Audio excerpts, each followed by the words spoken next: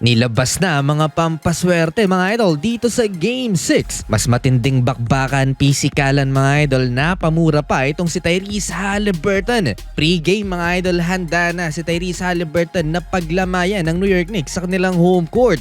Maganda ang simula ng visiting team mga idol. Mitchell Robinson, monster alley-oop dunk, and 3-pointer ni Mikal Bridges, 9 early points for New York. Dinala na ni Timothée Chalamet dito sa Indiana mga idol si Kylie Jenner ang pampaswerte ng New York Knicks. Hindi pa sila natatalo pag nanonood ang social media icon na to sa arena. Pacers answers with 3 3-pointers. Dikit ang laban sa first quarter. Napakagandang pasahan ng New York Knicks Karl Anthony Towns with a dunk finish. Naging X-factor ang big man na si Mitchell Robinson sa first quarter kung saan nagtala siya ng 5 offensive boards and 6 points and 3 of 4 field goal. Hindi pa rin makapa ni Tyrese Haliburton ang kanyang rhythm mga idol sa first quarter. 0 out of 4 sa field, pero may 4 assist naman si Tyrese sa first quarter. Lamang ang Pacers 25-24. Landry Shamet moving without a ball, corner pocket 3-pointer. Ito ang kailangan ng Knicks, ang off-ball players. Nag-adjust ang Indiana, inalis nila ang big man sa court, nag-small ball lineup sila at sinamantala ni OG Anunoby ang pagkakataong yan.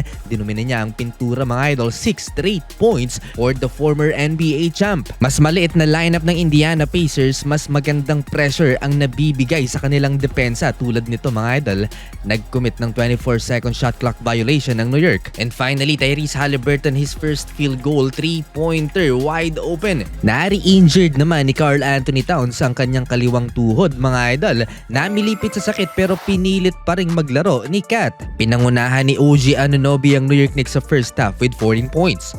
Beast mode naman na si Tyrese Haliburton, napamura pa mga idol kay Mikal. Oh my goodness.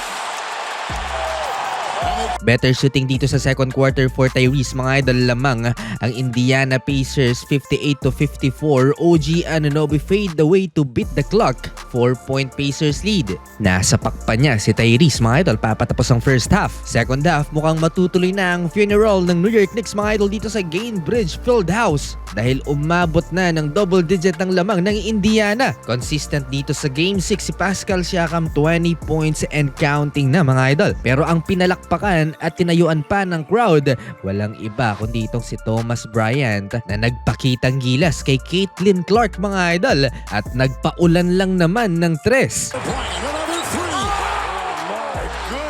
Hype si Caitlin sa big man ng Indiana Pacers na nakapagtala na ng 3 tres. 15 points na ang hinahabol ng New York Knicks 78-63 with 6-minute mark ng third quarter. Pero eto na naman ang kupunan from the Big Apple, 8-0 run to cut the lead into 8, 78-70. Parang roller coaster lang ang laban mga idol. Pre-pressure ulit ng Indiana Pacers ang New York at na-convert naman yan ng home team into points. Balik sa double figures ang hinahabol ng New York Knicks sa 87-71. Laking diferensya ng points off turnover ng Indiana sa New York mga idol. 30 points laban sa 6 points off turnover lamang ng New York. 15 ang lamang ng Pacers, 92-77 going into fourth and final quarter. Dito mga idol, na-injured si Jarvis Walker. Hindi maganda ang pagkakatwist sa kanyang ankle. Parang na-dislocate mga idol, inalalayan pabalik ng locker room. And then again, baba ulit sa single digit ang inahabol ng New York Knicks, 92-83. Tinding pisikalan sa game na to. Aaron Naismith, nakakalimang foul na din, naipit pa ni Karl Anthony Towns. Laging kinakapos mga idol ang New York Knicks sa kanilang run. Eto na naman, turnover Jalen Bronson. Points ni Andrew Nembhard sa open court. Frustrated na si JB. Hinedbat si Andrew Nembhard. 16 points na ang lamang ng Indy, their largest lead in the game.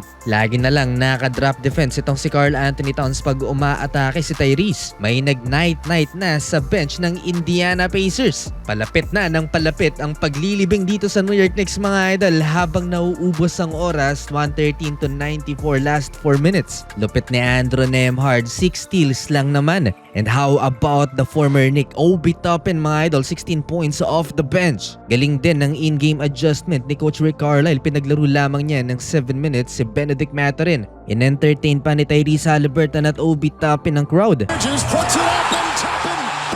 That's the 14th assist of Tyrese Haliburton last 2 minutes. Umabot pa ng 20 ang lamang ng Indy. At so mga idol, panalo ang Pacers. Makakaharap nila sa finals ang OKC Thunder. Gandang laban to.